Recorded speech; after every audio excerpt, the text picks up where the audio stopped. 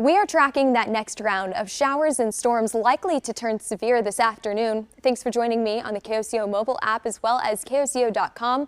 I'm meteorologist Taylor Cox, and that next round of storms likely to be out to the west by about 3 o'clock this afternoon, tracking into central Oklahoma by this evening. You have a moderate risk highlighted in red. That's a level 4 on a scale of 5, and then that enhanced risk highlighted in orange. So here's a look at your timeline. By about 3 o'clock this afternoon, there are your storms out in far eastern Texas and western Oklahoma, right along the state line.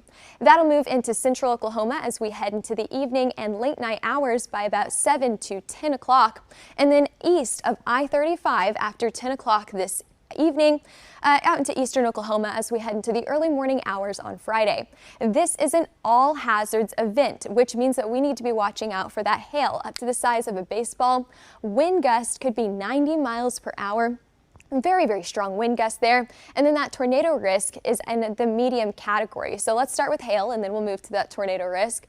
Baseball size hail is possible with all of those areas highlighted in pink. Oklahoma City could get up to tennis ball size hail. And you can see those storms moving in with some of these, especially near Woodward and Alva, having the greatest risk for a tornado.